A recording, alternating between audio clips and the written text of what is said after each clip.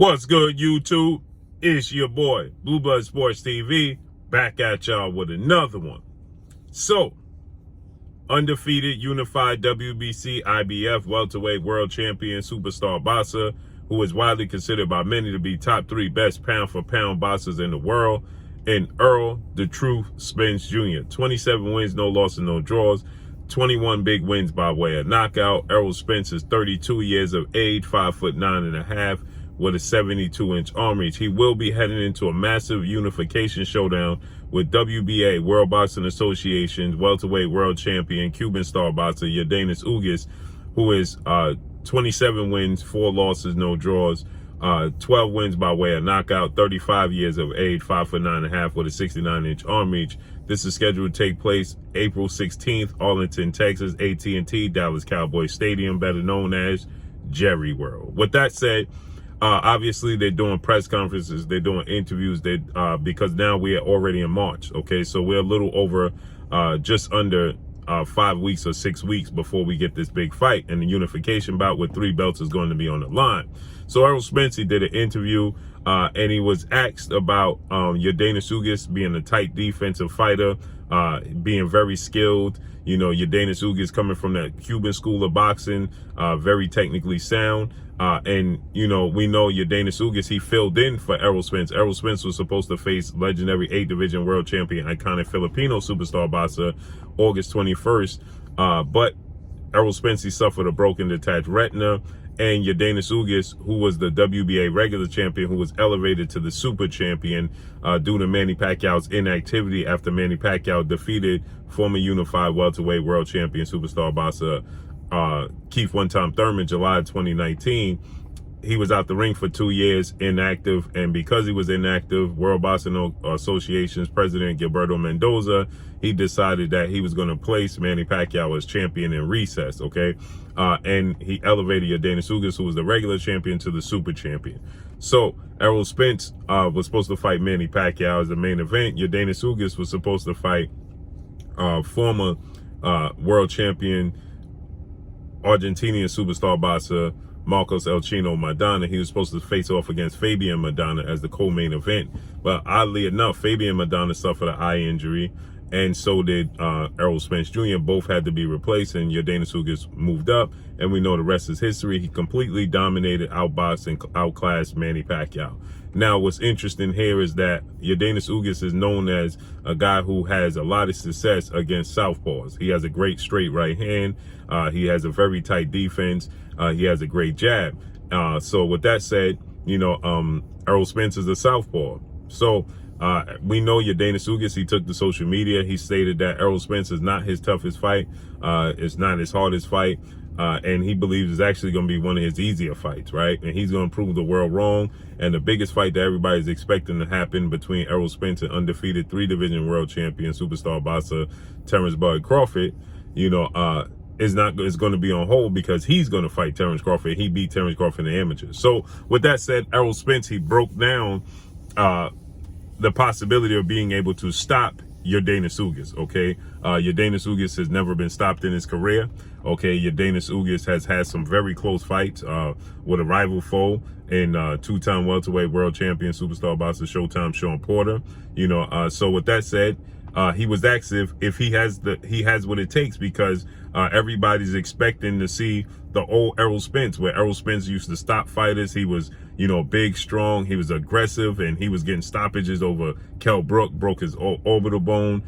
He stopped Chris Algieri in dramatic fashion. He stopped Lamont Peterson, you know, that version that was stopping people, okay? Carlos Ocampo, his mandatory, you know, that version of Errol Spence. Are we going to see that version of Errol Spence? And does that version of Errol Spence, or this new version of Errol Spence, after suffering a horrific car accident, after suffering a broken detached retina, does he have what it takes to stop Yordenis Ugas, and is it possible? And Errol Spence said absolutely it's possible. And Errol Spence, he broke down how he's going to stop Yordenis Ugas. Now, keep in mind, Errol Spence hasn't had a knockout or a stoppage victory in quite some time, okay? Errol Spence has been dominating his opposition, but he hasn't had that stoppage knockout highlight victory that he once was having. Okay, he hasn't had that. Okay, the last time Errol Spence got a knockout was Carlos Ocampo back in June of 2018. That was 4 years ago. Okay, now obviously we know 2.5 years he's been out the ring, only fighting once in 2.5 years because of those two significant injuries that he suffered. And Errol Spence, he stated that he's 1000% in position to be able to stop Yordenis Ugas. Okay, he stated that he broke down how he's gonna have to stop Yordenis Ugas. He said Yordenis Ugas is a guy who's very technically sound, very skilled boxer, but he's a guy that gets touched, and when he gets touched, he wants to touch you back. He says, so the way for me to get him, because he has a very tight defense, he's very skilled, he has a high ring IQ, it's not very easy. So he stated that the way to break him down is to absolutely go to his body, touch him, get him to respond, get him to want to, want to respond and want to react in a manner where he's emotionally charged and wants to get his get back. And when he opens up, I'm gonna go to his body, I'm gonna break him down, he present an opportunity, and then I'll look to stop him at that point in time. But I'm not going into the ring just solely looking to stop him.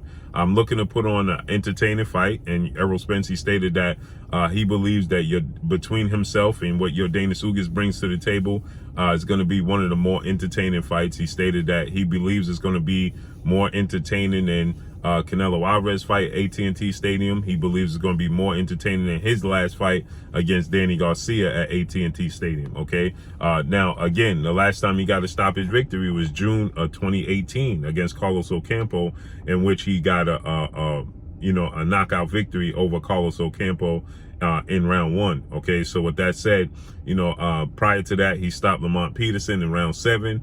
Prior to that, he stopped Kell Brook in round 11. Prior to that, he stopped Leonard Bundu in round 6. Okay, Chris Algieri in round 5.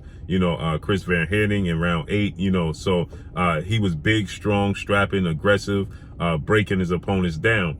And so he stated that I'm absolutely going to go to the body, and his body does present itself, and I'm going to break him down. Once I hit him with something clean and get him something big, he's going to want to respond, and he's going to want to even the score. And that's when he's going to open up and give me the opportunity that I need to present stoppage victory. And I agree with Errol Spence, because Yordenis Ugas has a very tight knit defense. Okay, Yordenis Ugas is very shelled when it comes to his defense. If you look at his fight, he doesn't mind being very vanilla with his offense as long as he's responsible on defense. Okay, you look at Yordenis Ugas, fight with Manny Pacquiao. He has like a tight, he's very tight like this. He got his elbows tucked in tight. He got his chin tucked, and he got his temples tucked. So the 3 points of that you want to attack, his midsection, his body. He keeps his elbows in tight to protect his body. He keeps his tight, his chin tucked, so that point of attack is secured, and he keeps a high guard to protect his temples, right? So these are the points of attack that you want to target, okay? And the nose. So, but he can see you now. He can see you coming straight down the pipe. He protects his temples, okay? So anything coming around looping, he protects that, and he keeps his elbows in tight, and he shoots his punches straight, right? Boom, his jab, boom, right? Boom, boom, right? It's straight down the pipe. Now, every so often, when you saw him in the fight, now that was Manny Pacquiao. He stayed disciplined for 12 rounds against Manny Pacquiao, okay? He stayed tight, and he outboxed Manny Pacquiao to nobody's surprise. Manny Pacquiao is 5'5" with a 67-inch armory, so he had a 4-inch height advantage, almost a 4-inch height advantage over Manny Pacquiao. He had a 2-inch arm reach advantage because he doesn't have very long arms over Manny Pacquiao. But Manny Pacquiao has been outboxed before, especially by very sound, technically skilled boxers, or a la Eric Morales. Okay, look at the fight with Eric Morales where he got dominated by Eric Morales, outboxed and outclassed. Okay, we know Floyd Mayweather outboxed Manny Pacquiao, so it's not the first time. And the counterpunch ability of Juan Manuel Marquez gave Manny Pacquiao tons and tons of problems. Okay, so it's not out the norm. It's not shocking to see Manny Pacquiao outboxed. It's just that many people expected Manny Pacquiao to overwhelm with his hand speed, his foot speed, and his power, overwhelm Yordenis Ugas, who's not the best athlete in the world, okay? But yet he couldn't do that because Manny Pacquiao, some attest to it being Manny Pacquiao being out the ring for 2 years, okay? Manny Pacquiao being over 40 plus years of age, you know, ring rust and, you know, Father Time got up to him, caught up to him. I don't attest those things. I simply think, yes, that Manny Pacquiao, those things factor in, but I think that the style of Yordenis Ugas gave Manny Pacquiao problems, and would have gave Manny Pacquiao problems in his absolute prime. Just big, strong, and skilled and technically sound. Always give Manny Pacquiao problems. Timing beats speed, and Yordenis Ugas has great timing, and that beats speed. So with that said, you know, he has a very tight defense, okay? He's shelled away, he's tucked away. The 3 points of attack that you want to look for is the temple, the chin, and the body, right? And obviously the nose, okay? You hit the nose, the eyes water, you can't see, your opponent can't see you, you're going to attack, right? So with that said, you know, but now I can see the punch coming down, okay? That's my defense for my nose. I can tuck away my temple, keep my elbows in and tuck my body away, and keep my chin down and tuck my chin away. Okay, the hardest part of the body is the head, so you give him the top of the head. And so I think Errol Spence is going to have to get him with something clean, get his attention, like he stated, and get Yordenis Ugas to open up and then go to his body, get him on the inside. Yordenis Ugas has a lot of success against southpaws, but not southpaws as big as Errol Spence Jr. So this is going to be very interesting because when Errol Spence opens up to go to the body, Yordenis Ugas is a very good counterpuncher. He's not the fastest guy in the world. He's not the strongest guy in the world, but he has great timing. So when Errol Spence opens up to go to his body, Yordenis Ugas can counter him. Boom, boom, okay? And, you know, that could be an issue for Errol Spence to get used to. And he does have a good jab. So it's going to be an interesting chess match.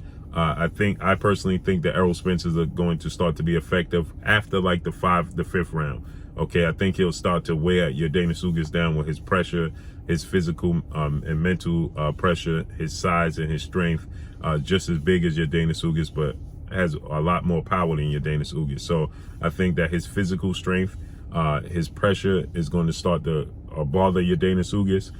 Sean Porter, Yordenis Ugas is bigger than Sean Porter. Yordenis Ugas, is more technically skilled than Sean Porter. He has better timing than Sean Porter.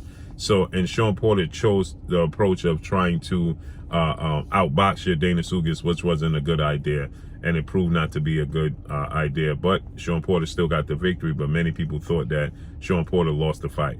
So nonetheless, you know, he does have good timing, but Sean Porter, in my opinion, he didn't press Yordenis Ugas like he normally presses all his opponents, like he did Errol Spence, like he did Kell Brook, like he did Terrence Crawford, like he did Keith Thurman.